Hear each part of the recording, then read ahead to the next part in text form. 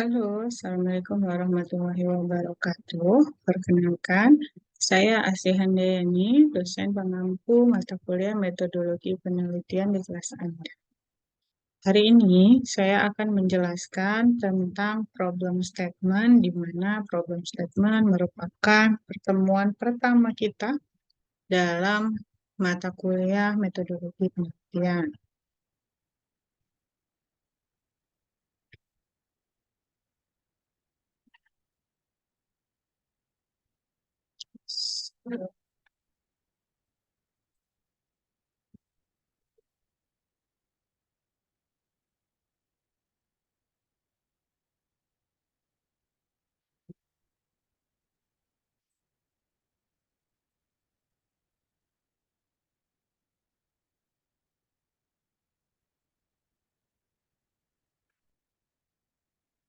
Oke, baik. Eh, apa itu sih problem statement? Ya, problem statement itu merupakan pernyataan yang dibuat secara khusus untuk mengidentifikasi masalah, mencari penyebabnya, dan menemukan akibat-akibat yang telah atau mungkin akan terjadi.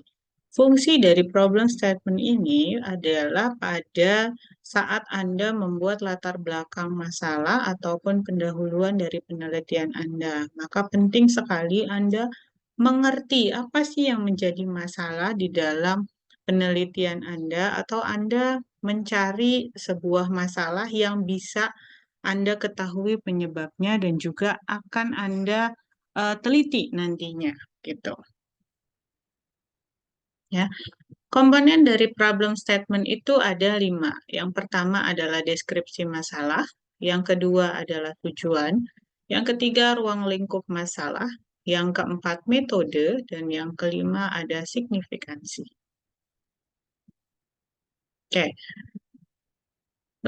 selanjutnya adalah Anda harus menuliskan masalah. Pada saat Anda sudah menemukan atau Anda ingin meneliti sesuatu, hal pertama yang Anda harus lakukan adalah mendeskripsikan masalahnya.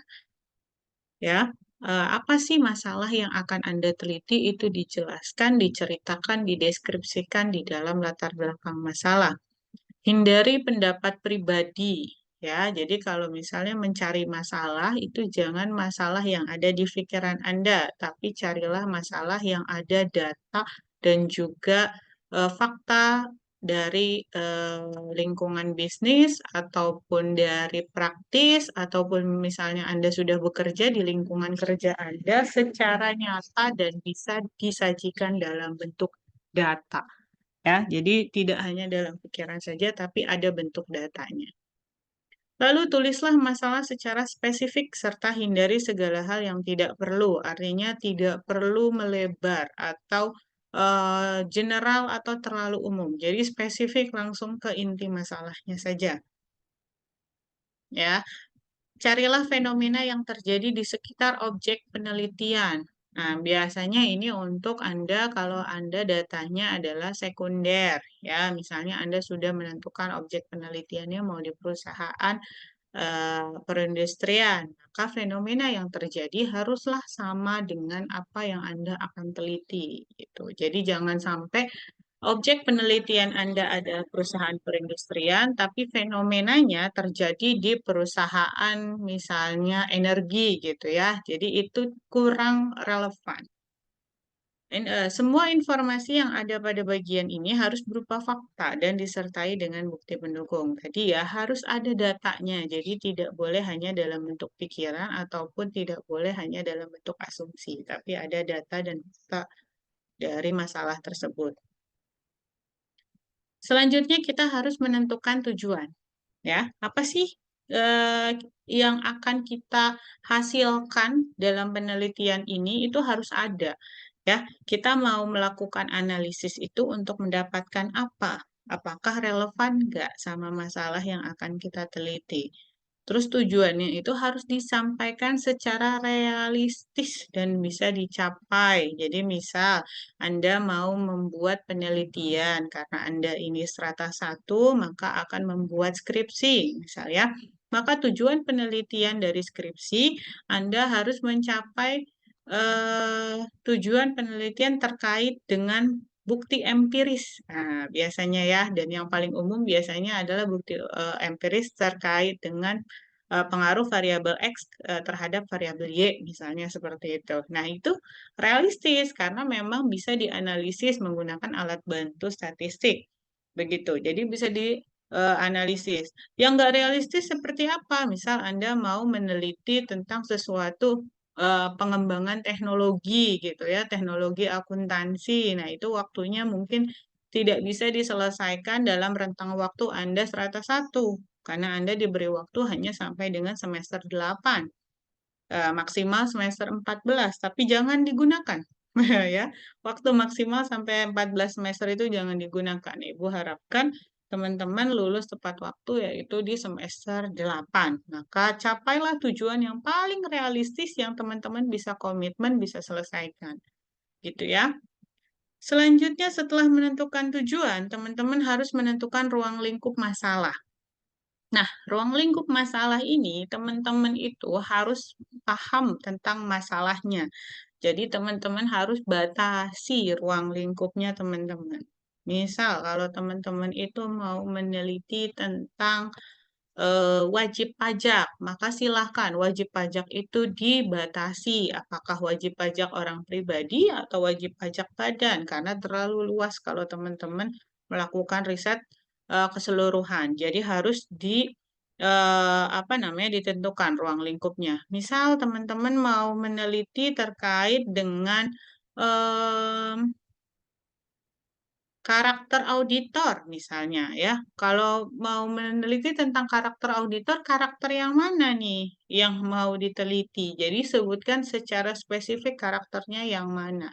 Karena kalau misalnya teman-teman hanya menyampaikan karakter auditor, maka itu cakupannya sangat luas gitu ya. Bisa dari segi auditornya, personal auditornya, bisa jadi dari karakter spesialisasi keahliannya dan itu sangat-sangat luas. Jadi teman-teman harus menentukan nih, oh mungkin teman-teman mau meneliti karakter auditor tapi hanya dari sisi atau dari segi personalnya, personal auditnya, maka teman-teman menggunakan data primer. Nah, itu boleh, tidak masalah ya.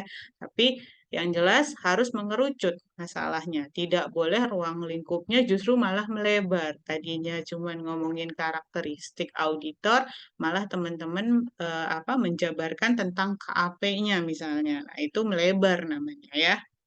Itu tidak diperkenankan. Lebih baik teman-teman itu eh, paham terkait dengan eh, apa ya gambaran besar dan gambaran khusus terkait dengan masalah yang akan teman-teman teliti untuk membuat ruang lingkup ini. Ya, selanjutnya adalah memilih metode karena nantinya teman-teman ini dari masalah yang teman-teman tadi sudah tahu atau sudah ambil, sudah deskripsikan, lalu teman-teman sudah menetapkan tujuan, selanjutnya adalah menetapkan metode atau memilih metode yang tepat. Nah, kita ada metode penelitian itu berdasarkan data. Kalau teman-teman menggunakan data panel, maka metode penelitian atau metode analisis datanya nanti akan menggunakan F-Views, misalnya seperti itu. Dan analisis data F-Views misalnya menggunakan regresi data panel. Nah, itu tergantung dengan datanya teman-teman dan juga penelitiannya teman-teman. Jadi harus tahu dan metode-metode apa saja yang bisa digunakan akan dibahas lebih detail lagi di bab selanjutnya. Selanjutnya adalah menjelaskan signifikansi. Ini berfungsi sebagai apa ya? Untuk menjelaskan pentingnya penelitiannya teman-teman atau kontribusinya penelitian teman-teman terhadap ilmu pengetahuan dan dunia praktisi. Jadi jangan sampai skripsinya teman-teman ini nggak bermakna. Nah, istilahnya seperti itu ya. Jadi jangan hanya teman-teman menulis sebagai kewajiban saja, tapi usahakan menjelaskan signifikansi atau kebermanfaatan dari skripsinya teman-teman buat masyarakat luas gitu. Nah, di sini harus dideskripsikan secara jelas. Apa sih kalau teman-teman meneliti kualitas audit misalnya, maka penelitian kualitas audit ini apa perbedaannya dengan penelitian sebelumnya? Lalu apa perkembangan yang teman-teman sajikan di dalam penelitian ini? Lalu apa sih kontribusinya terhadap ilmu pengetahuan? Misalnya ada pengembangan nggak yang teman-teman sajikan atau ada hasil berbeda barangkali atau ada objek yang berbeda dengan penelitian sebelumnya. Nah, itu harus dijabarkan supaya teman-teman punya signifikansi atau keterbaharuan atau novelty di dalam penelitiannya teman-teman. Selanjutnya ini penting ada, yaitu rumusan masalah. Ini juga masih ada di dalam bab 1. Nanti kalau teman-teman membuat proposal skripsi, ini ada di dalam bab 1 setelah latar belakang masalah, teman-teman akan membuat rumusan masalah. Ya, apa saja sih yang perlu diperhatikan pada saat teman-teman membuat rumusan masalah? Nah, yang pertama, rumusan masalah harus dinyatakan dengan jelas, tegas, singkat, dan relevan dengan fenomena penelitian. Tadi ya, contohnya kalau misalnya teman-teman sedang membahas tentang misalnya karakteristik auditor terhadap kualitas audit, misalnya ya, variabel X-nya berarti adalah karakteristik auditor, variabel Y-nya adalah kualitas audit. Berarti kan teman-teman sedang meneliti kualitas audit nih. Maka perlu dinyatakan nih bahwa teman-teman ini rumusan masalahnya itu bisa apa namanya dituliskan sebagai bagaimana pengaruh antara karakteristik auditor terhadap kualitas audit. Atau teman-teman boleh menggunakan kalimat tanya apakah. Apakah karakteristik auditor berpengaruh terhadap kualitas audit. Boleh seperti itu dituliskan. Yang kedua, yang perlu diperhatikan lagi pada saat teman-teman membuat rumusan masalah adalah teman-teman harus mengemukakan secara eksplisit dalam bentuk kalimat tanya. Tadi ya, contohnya ya, boleh menggunakan apakah, boleh menggunakan bagaimana, boleh juga kalimat tanya lain yang relevan terhadap rumusan masalah dan fenomenanya teman-teman. Oke, ini ada contohnya dari rumusan masalah. Ya, jadi harus ditulis secara singkat, padat, dan jelas. Tidak boleh apa namanya panjang lebar lagi karena hanya mengutip dari latar belakang yang telah teman-teman sampaikan ya. Yang pertama boleh pakai apa? Contohnya, apakah intellectual capital berpengaruh terhadap opini audit going concern?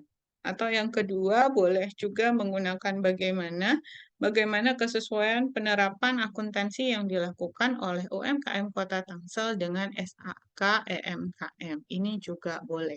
Kedua bentuk ini adalah bentuk rumusan masalah yang paling umum digunakan dan teman-teman sebaiknya menggunakan kalimat tanya apakah ataupun bagaimana.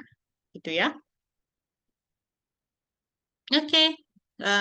Terkait dengan rumusan masalah dan juga problem statement, Ibu rasa penjelasan secara singkatnya demikian. Apabila teman-teman ada yang mau ditanyakan, silakan teman-teman bisa menanyakannya lewat forum diskusi.